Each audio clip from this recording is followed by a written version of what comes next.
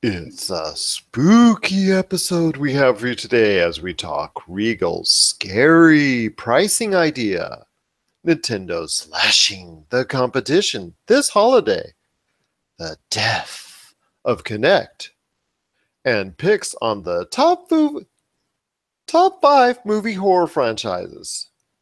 Horror franchises. I'll do that again. And picks on the top 5 movie horror franchises. All this and more as we once again delve into the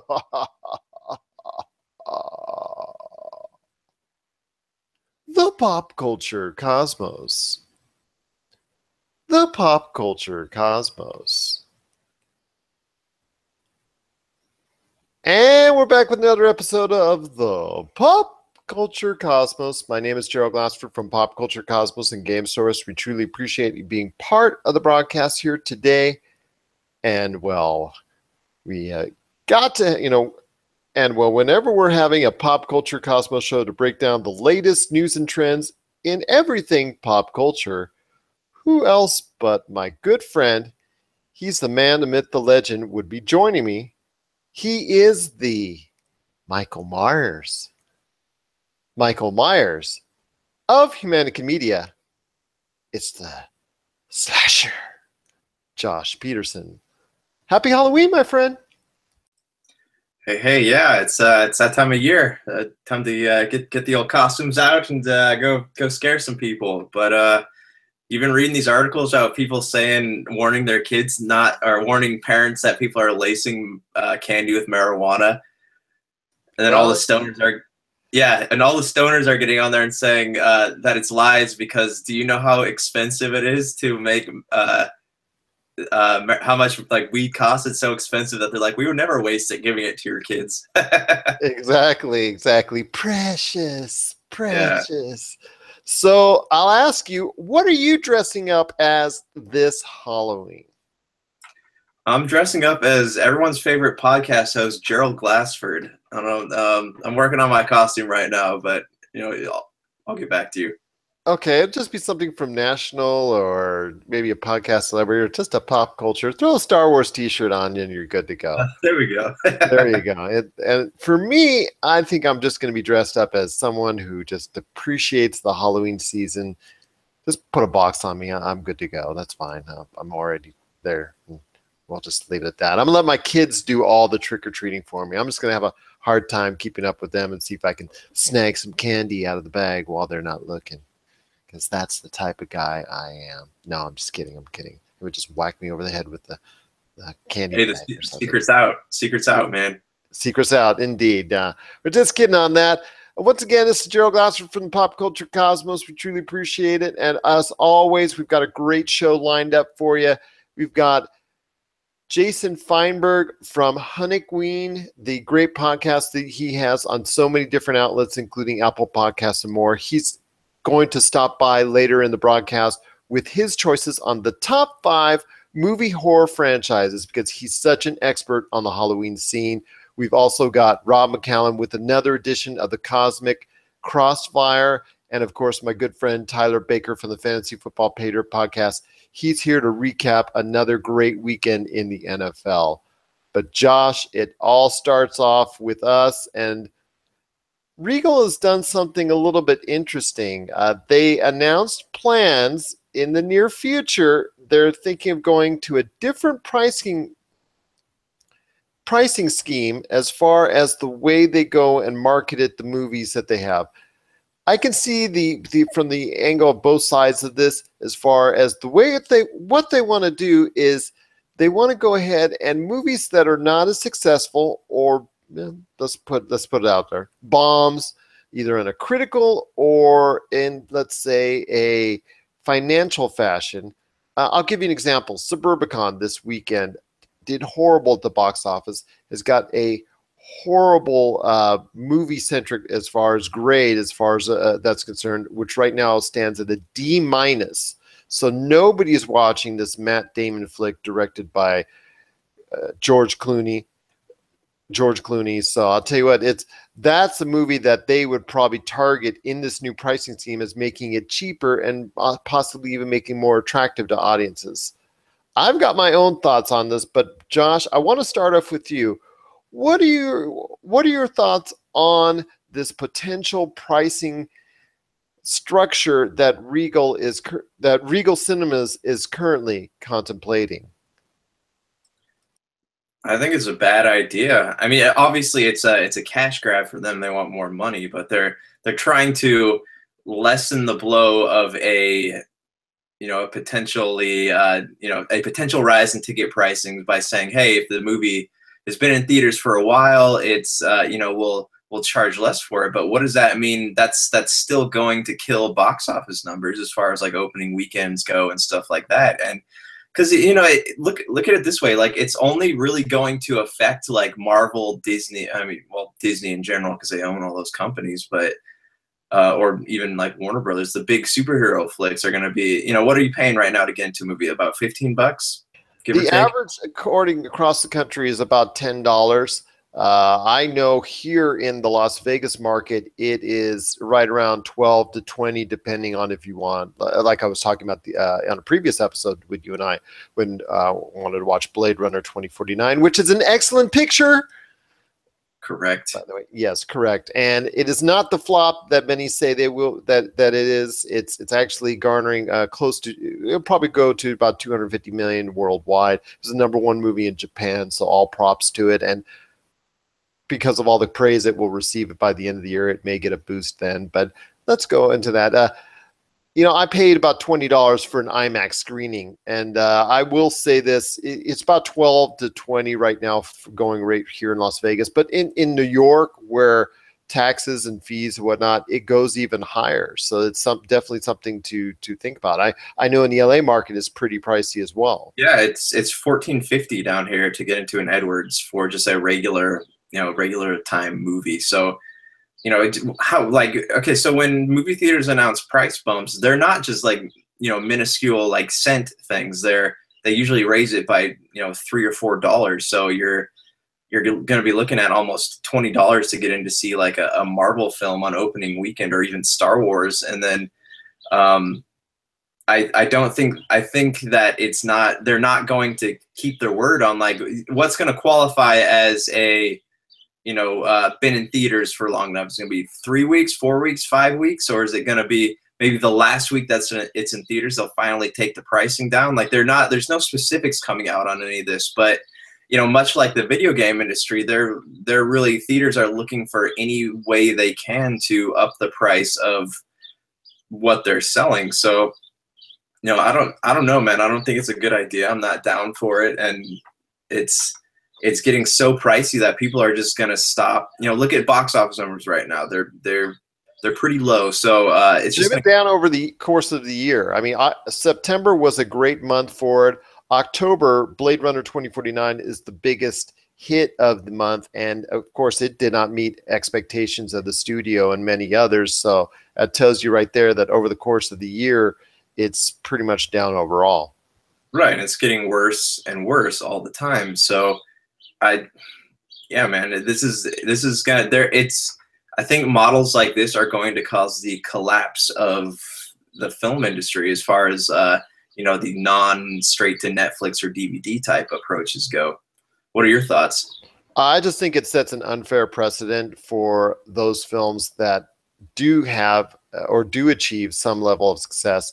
Like you said, the Marvel and Disney movies and blockbuster hits, they're still going to make their share, but I think they even get affected by this because it sets an unfair precedent of, why should they be penalized because their movie is successful? Why should their movie be penalized because their movie does well, either on a critical or financial basis? And why should these films that don't do as well, these flops, critical, what have you, why should, let's say, like I said, Suburbicon, which has been a critical and financial failure across the board, why should that movie benefit from this pricing structure just because it's bad? And what about all those maybe independent, smaller, or even larger budget films that are right in the middle of the road that will not get this type of consideration. So they get hurt on that end as well. And it just, maybe you and I are going to go see this, thinking about going to see this film that's on the middle, right on the fence, and it isn't being considered by Regal for a pricing structure or a pricing cut. Well, okay, maybe we'll instead go see this other movie that's cheaper that didn't get highly rated or whatnot, just because we want to see it. Or, you know, King Arthur wasn't very highly rated or whatnot. I'll throw that out. But you really wanted to go see it. Let's say you go see it, you see a lower price. That affects other movies by you committing your money to that film because it was gifted at a lower price. So I think it sets an unfair precedent.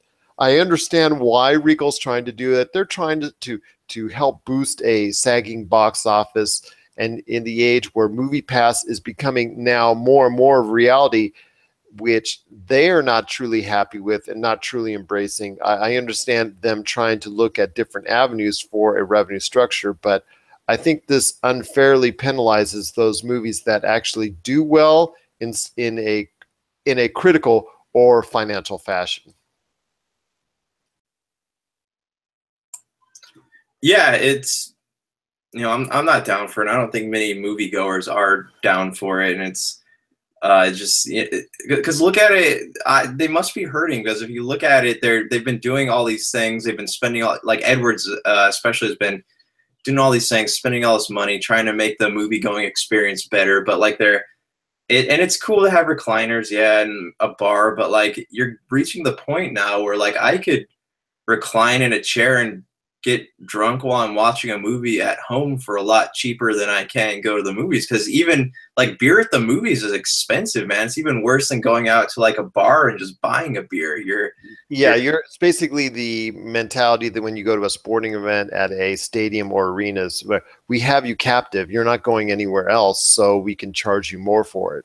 Right. And it's, I think they're like realizing now that they spent all this money to do all this stuff and it's not working. So now they're trying to find new ways to raise the prices, but they're overestimating how much money people are willing to spend. Like I know very few people are willing to go out like in the first couple weeks a movie is out to see anything that's not a it's not Blockbuster, it's not a Marvel, it's not Disney, it's not Lucasfilms, it's not DC.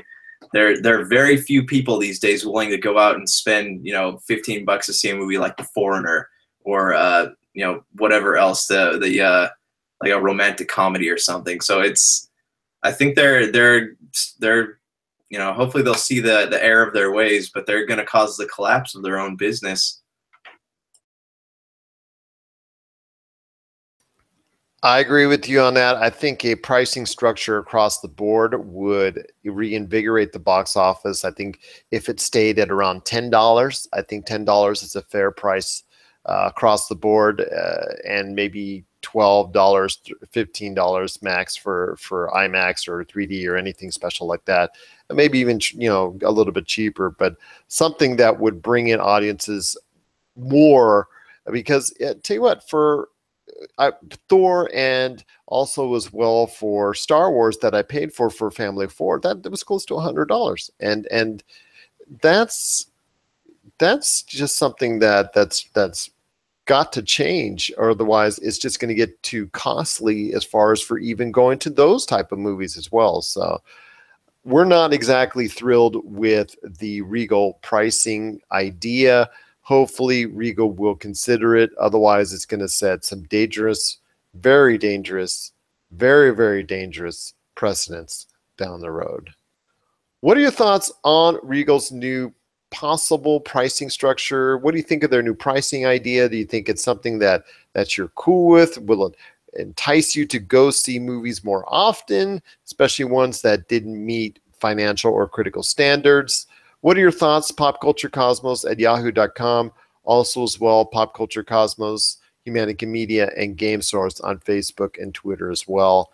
Well, like I said before, we've got a great episode coming up. We've got Rob McCallum standing by in the Cosmic Crossfire, Tyler Baker from the Fantasy Football Podcast coming up later in the show to recap Week 8 in the NFL.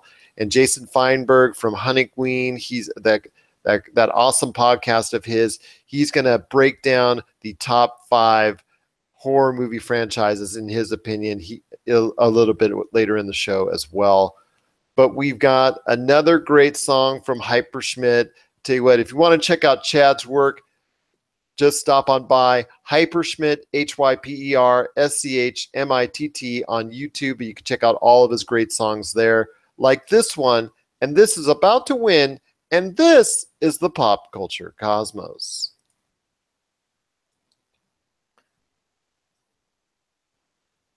And we're back with the Pop Culture Cosmos show. This is Gerald Glassford from Pop Culture Cosmos and Game Source. We truly appreciate you being part of the broadcast here today.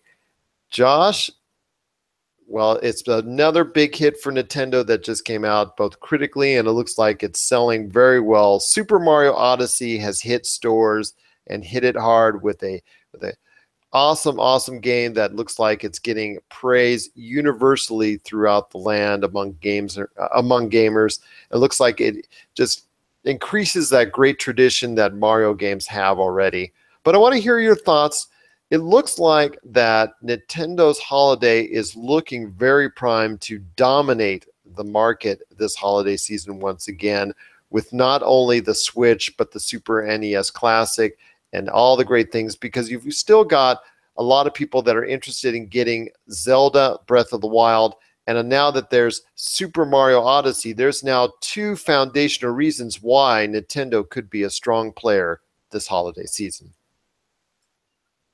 Right, and you notice too, a lot more stores have Switches in stock. Like the past 3 or 4 times I've been to Target, you just walk up and you find them in their shelves. So that's definitely helping them also. And yeah, because I mean, this is kind of the beginning of a kind of a lot of games coming out for the Switch. They had those the indie games come out last month, which is like Golf Story and stuff like that, and those were pretty cool. But now we actually have the big, I guess you can call them AAA titles coming out. You have Super Mario. I know November 17th, I think you have Skyrim coming out, and you have Doom, LA Noire. Those ports are coming over as well. There's about 200 games that are going to be roughly within either at or just passing the 200 games mark that's going to be available on the Nintendo shopping area.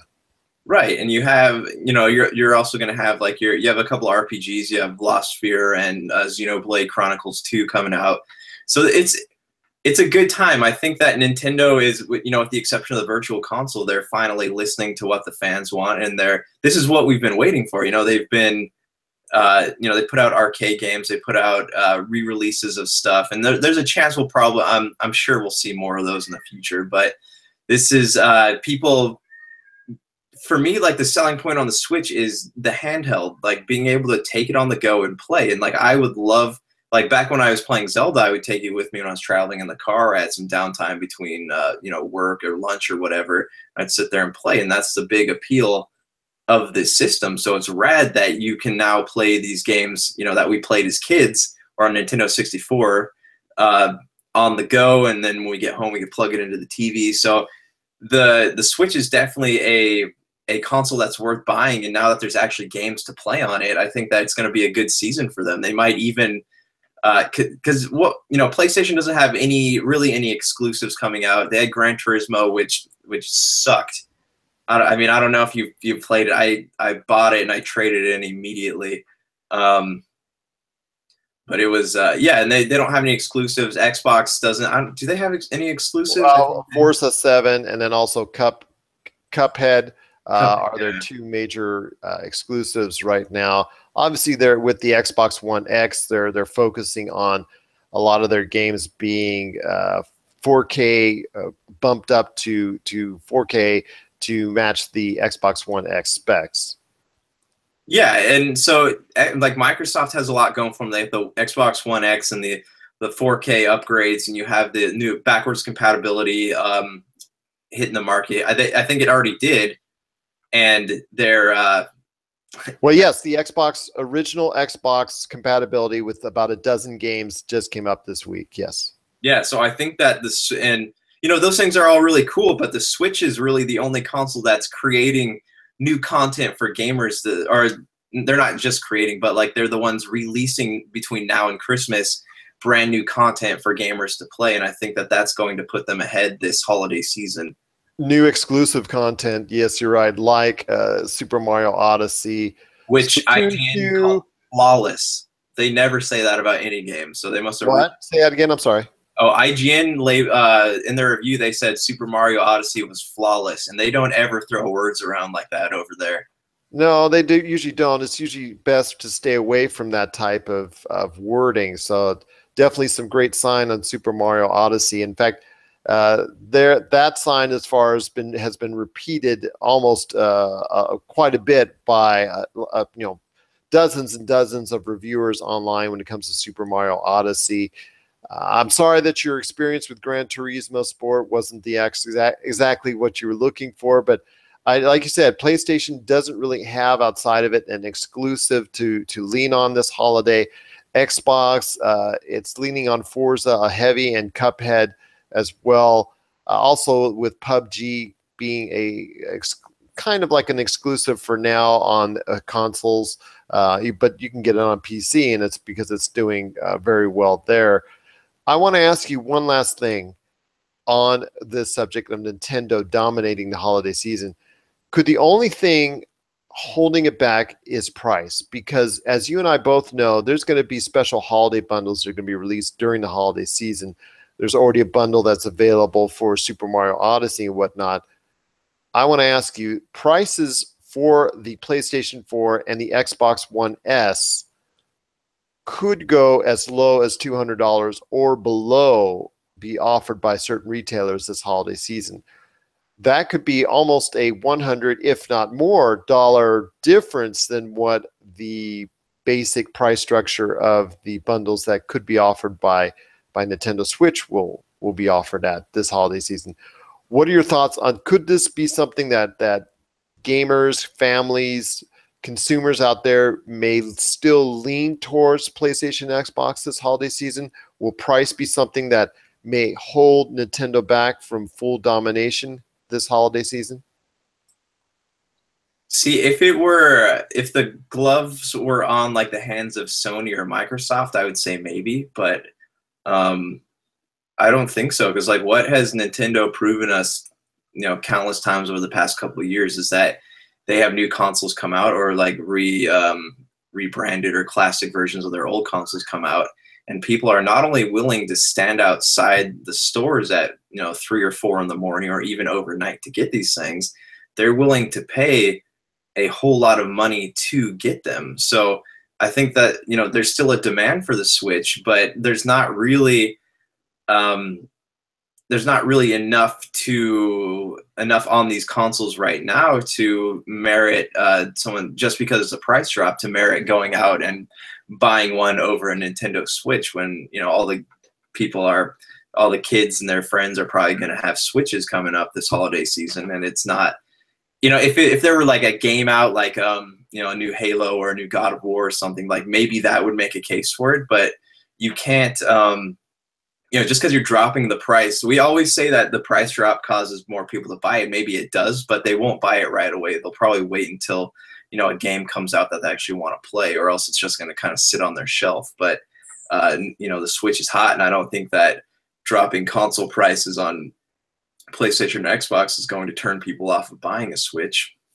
Well, I kind of disagree in some senses that I think it will impact some when Sony can maybe bundle Battlefront 2 or something like that at a really low price with it, because they're going to throw out that, hey, our systems are substantially cheaper, plus they have a larger library with almost all of the top current games on the market that are available to play on it, like Call of Duty, Star Wars Battlefront 2, Wolfenstein 2, the new Colossus, Assassin's Creed Origins, basically virtually almost every game outside of Super Mario Odyssey, of course, that is coming out in the next 2 months is going to be targeted for those those consoles instead of the Nintendo Switch. Nintendo Switch is going to be getting ports, older versions of games, and they're going to try PlayStation and Xbox to try and market it from that angle,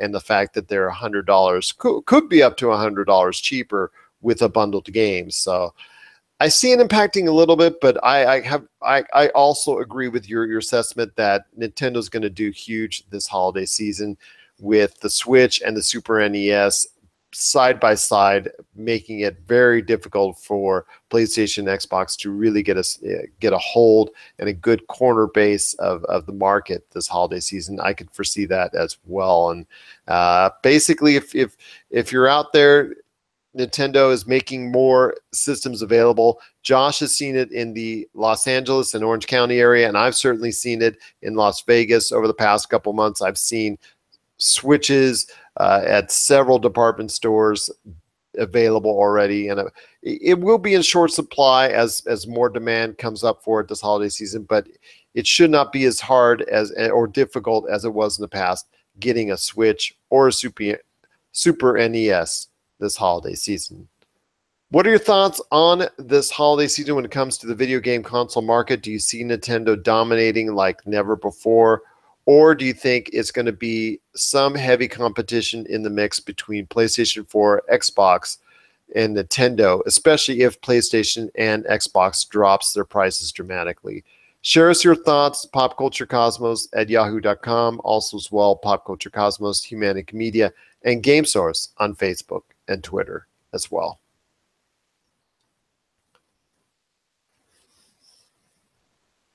And we're back to close out the show. This is the Pop Culture Cosmos Show. We truly appreciate you being part of the broadcast here today. And if for some reason you cannot hear us on our awesome network, the Podcast Radio Network, that's no problem. You know you've always got a resource in that our shows, all of our shows, the PCC Multiverse, which appears Friday, 7 p.m. Eastern, 4 p.m. Pacific on the Podcast Radio Network, and this show, which is 10:30 Eastern every Monday on the Podcast Radio Network, are always available on the Pop Culture Cosmos channel on Apple Podcasts, TuneIn, Ace Podcast Network, Overcast, Player.fm, Google Play, Stitcher Radio, Podcast.com, Mixcloud, the ESO Network, the Tangibound Network, and the Gunna Geek Network, Cast Crunch, and popculturecosmos.wordpress.com, where you'll find a lot of articles from us on the pop culture scene. Josh, you've got a great thing going on with Humanic Media, so tell us what's going on this Halloween week with everything spooky at Humanic Media. Everything spooky. The spooky thing here is actually there's some stuff coming out. We got Super BS coming out on Monday. No, we're recording on Wednesday, so you'll see it next week sometime. And a new Inside Sports on Tuesday. So, stay tuned. You can check out our website, check out our Patreon. We got a lot of good stuff there. So, yeah, just keep following us on Facebook, and you'll see all the new stuff popping up, as well as the Attack of the Humanicans on Tuesday night on the Podcast Radio Network. That's right, 7 p.m. Eastern, 4 p.m. Pacific. And check out this man's site right here, humanicanmedia.com.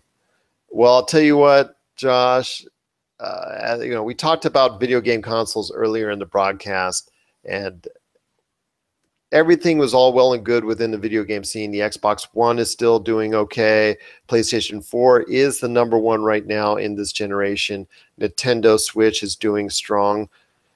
Super NES is basically reviving an old classic with its popularity. But in the midst of all this, there's been a death announcement, as Xbox has announced that one of its apparatus, its accessories that they really wanted to take off, and it did kind of for a little while in its inception. The Kinect, it will no longer be produced with, I think, by the end of this month and whatnot. So I want to ask you, because the latest reports that Xbox has said that Kinect has died a death. What are your thoughts on the death of Kinect? And do you think what kind of mark will it leave with gamers and in history of video games? What did the Kinect bring to the console market?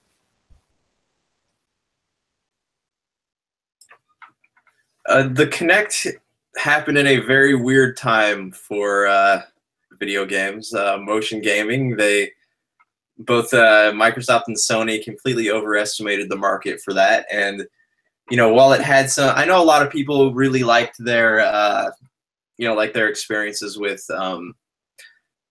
like certain Kinect games, like actually, I don't really know many people who had good experiences with that. I did. I mean, I enjoyed it, but it was for a limited amount of games that you could utilize with for anything interactive as far as with exercise and other kinds of games where you're required to move around. Yes, it was great.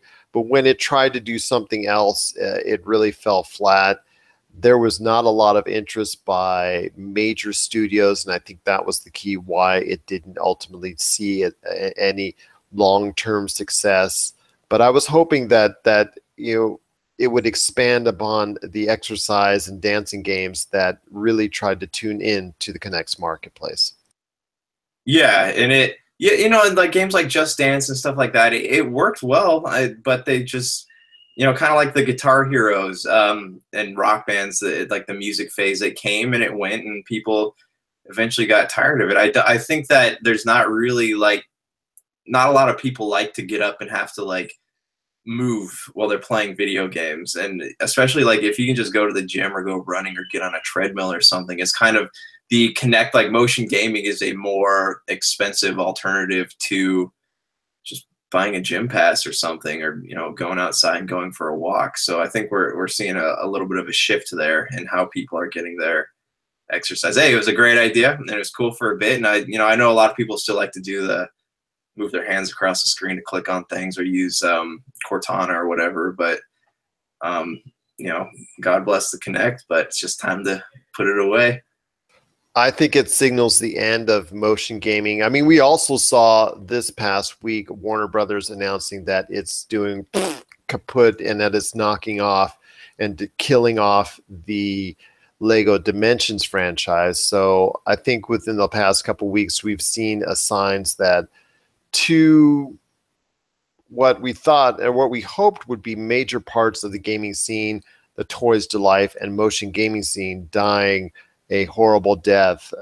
As far as PlayStation with its Move, they're still trying to incorporate those Move controllers with the PSVR, but as I've talked about before, virtual reality has not leaped onto the market the way they've wanted to, and that looks like that might be something maybe down the road. It might not come to fruition, but we'll have to wait and see on that part. But when it comes to all the other things, as far as what we're talking about with Kinect and Lego Dimensions, both of those met an unfortunate demise, and I have to say that they ran its course as well. There's just no desire by the community and the gaming community out there to continue to want products within this realm. The Toys to Life, Disney made a smart move, I guess, as much as I do not want to say it, but they made a smart move by cutting off the Infinity franchise, and once Skylanders goes, that's pretty much it for Toys to Life. And when it comes to Kinect, that was probably the biggest sign that motion gaming is dead as well. So any last thoughts on dying gaming genres that really didn't come to fruition full force? Hey man, my thoughts on motion game. We've talked about this a lot. Not a huge fan. never was a huge fan. I like Toys to Life as well. Yeah, I like the idea of it. Just wasn't a fan of actually owning it and going through all that stuff. Toys to Life as well. Is that a game? The Toys like Infinity, Lego Dimensions. Oh, I never really got into that. It's one of those things where it was I don't want to is just having to buy the extra pieces. That was almost like loot boxes to me. It wasn't a huge fan. I hear you. I hear that. And it wasn't a huge fan for a lot of people because it obviously didn't do as well as they wanted. Disney cutting the Infinity series off, Warner Brothers cutting Lego Dimensions off, And also as well, Kinect being by Xbox. It's just a telling sign that gamers have a certain vision of how they want to play and interact with their video games. And as long as these console makers don't realize that, there's going to be more failures along the way. What are your thoughts on the death of Kinect and also the death of Lego Dimensions? Share us your thoughts, popculturecosmos@yahoo.com. Do you think it maybe that it was something that it was time to happen, that it was long overdue? Do you even remember that the Kinect was still around or Lego Dimensions was still available in stores? Share us your thoughts, popculturecosmos on Yahoo, popculturecosmos@yahoo.com. Also as well, Pop Culture Cosmos, Humanica Media, and Game Source on Facebook and Twitter as well. Well, I want to make sure we thank Director Rob McCallum for stopping by on another edition of the Cosmic Crossfire, Tyler Baker breaking down Week 8 in the NFL, and of course, Jason Feinberg of Honey Queen. You check out his great podcast on Apple Podcasts and more, breaking down the top 5 movie franchises in horror. And I'll tell you what, it's been a great spooky Halloween indeed. And from Josh and I, we hope that your Halloween is truly special, truly memorable, and also very much safe. Josh, any last thoughts on this Halloween episode of the Pop Culture Cosmos? Watch Stranger Things season 2. It's pretty good. Just finished it last night. Not as good as season 1, but if you get a chance, you need to binge something, definitely check it out. Check it out, indeed. That's great that Netflix has followed up with another outstanding season of Stranger Things. And here's hoping that everyone out there has a truly safe and happy Halloween. So for Josh Peterson, this is Gerald Glassford. And it's another beautiful Halloween in paradise right here in the Pop Culture Cosmos. We thank you for listening. And here's hoping you have yourself a scary day.